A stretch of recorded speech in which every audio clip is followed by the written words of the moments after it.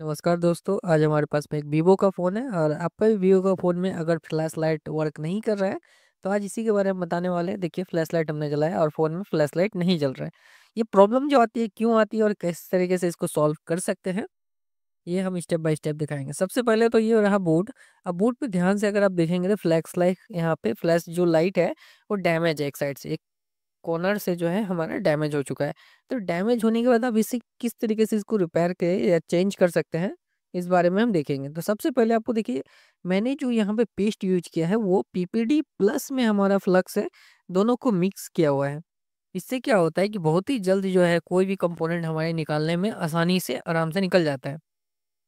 आप भी इसे आराम से अपने घर पे बना सकते हैं, मतलब शॉप पे बना सकते हैं, क्योंकि इसमें ज़्यादा कुछ है नहीं। आप कोई भी तरीके का पीपीटी अगर 183 डिग्री का पीपीटी मिक्स करते हैं तो ज़्यादा बेहतर है, सॉरी 138 डिग्री का अगर पीपीटी मिक्स करते हैं तो ज़्यादा बेहतर है। वो आपको शील्ड निकालने में, आपको कोई भी कंपोनेंट निकालने में बहुत ही काम आने वाला है।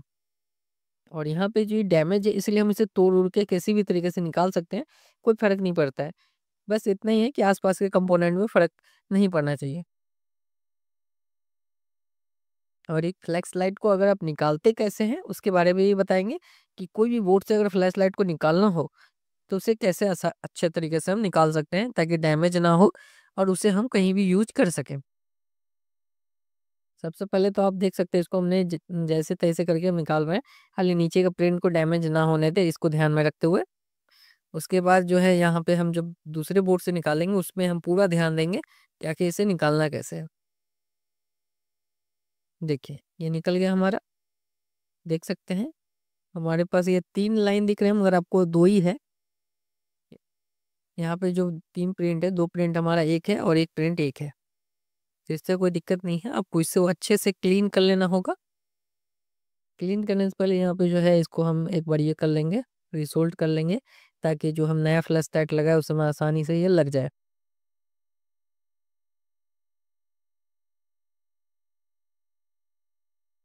यहाँ पे थोड़ा-सा पीपीटी लेते हैं 183 डिग्री का, और देखिए यहाँ पे बहुत ही ज़्यादा लग रहा है कि पीपीटी हमने लगा दिया है तो शोल्डर को, तो हम इसको थोड़ा-सा कम कर देंगे। क्योंकि ज़्यादा होने से आपस में शॉर्ट होने का डर होता है, तो शॉर्ट ना हो इसके लिए थोड़ा कम करना ज़रूरी है।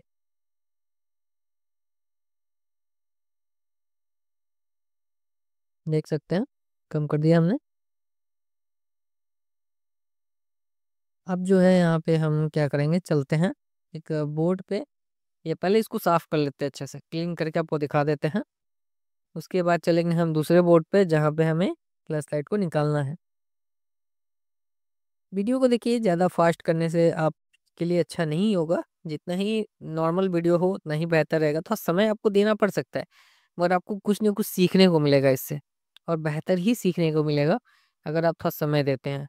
आप बस समय दीजिए थोड़ा-सा, और आपको बहुत ही अच्छे तरीके से सीख पाएँगे कि किस तरीके से जो है आप भी आराम से इसको रिपेयर कर सकते हैं, बिना कोई दिक्कत का। देखिए, ये स्क्रैप बोर्ड में हम आ गए, और ये जो फ्लैश लाइट है, ये एकदम सेम टू सेम हमें लग जाएगा उस जगह पे। देखने से ऐसा महसूस हो रहा है कि आराम से ये सेट हो जाएगा। तो हम क्या करेंगे, इसको निकालेंगे। निकालने से पहले आपको क्या करना है, कोई जल्दबाजी नहीं है। इसकी जो बगल के टीन है, देख सकते हैं बगल में जो शील्ड लगा हुआ है, शील्ड को सबसे पहले निकालना है आपको, ताकि निकालने में आपको आसानी हो और डैमेज ना हो। इसके लिए इसको निकालना है आराम-आराम से। देखिए, यहाँ पे आराम से हम कोशिश कर रहे हैं, जो हमारे पास ट्यूज़र है उसे उठाने का। जब तक ये नीचे से शोल्डर नहीं छोड़ेगा, तब तक ये हमारा बाहर नहीं निकलेगा। बाकी हम कोशिश करेंगे थोड़ा देर तक। तो समय तो देना ही पड़ेगा, जैसे कि हमने कहा था, कभी भी सब चीज़ों में हड़बड़ाना नहीं चाहिए।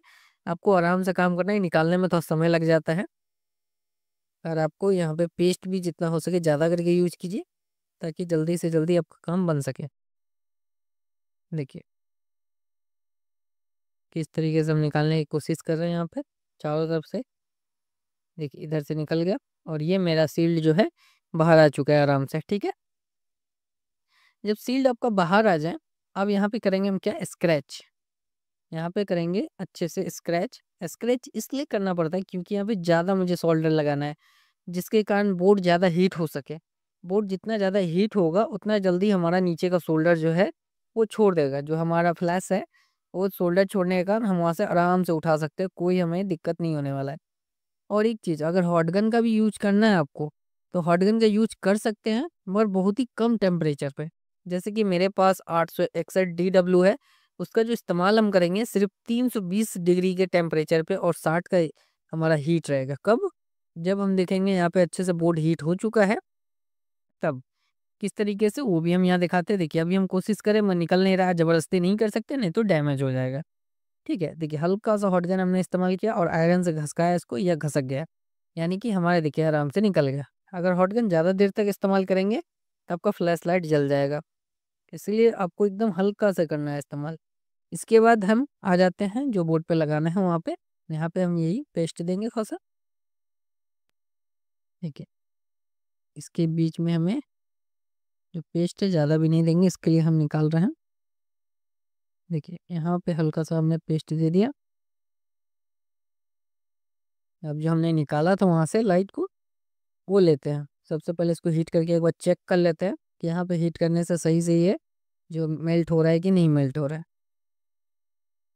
देखिए, अच्छे से मेल्ट हो रहा है, कोई दिक्कत नहीं है यहाँ पे, देख सकते हैं मेल्ट होने में कोई दिक्कत नहीं आ रहा है।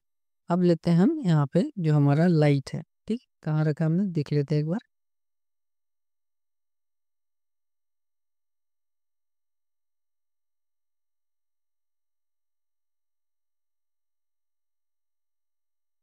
ये रहा हमारा, जो हमने रखा हुआ था। देख सकते हैं एक साइड थोड़ा बड़ा है, एक साइड थोड़ा सा हमारा छोटा है। जैसे कि हमने बताया था आपको कि दो ही इसकी लाइन होती है। देखिए, इसके ऊपर रख के हम यहाँ पे सेम मेल्ट करेंगे, ज़्यादा कुछ नहीं करना है। आपको टेम्परेचर को थोड़ा ज़्यादा रखना है, ये बात को ध्यान रखना है। 450 के आसपास में रखेंगे तो बेहतर होगा। और आयरन का बात करें तो मेरे पास T12 T प्लस करके है, जो अभी हम इस्तेमाल कर रहे हैं। और एक आयरन और है, जो अलग अलग टाइमिंग पे अलग अलग इस्तेमाल होता है। जब मुझे हीट ज़्यादा ज़रूरत होता है तो हम इसका इस्तेमाल करते हैं। देख सकते हैं आराम से ये हमारा बैठ गया। यानी कि हमारा काम जो है कितना अच्छे से बन गया, आप देख सकते हैं। आप भी इसको आराम से कर सकते हैं, कोई इसमें दिक्कत वाली बात नहीं है। बस सबको थोड़ा ध्यान रखना पड़ेगा। ध्यान रखना है कि किस किस तरीके से हमने किया है, बस उसी चीज़ को आपको फॉलो करना है।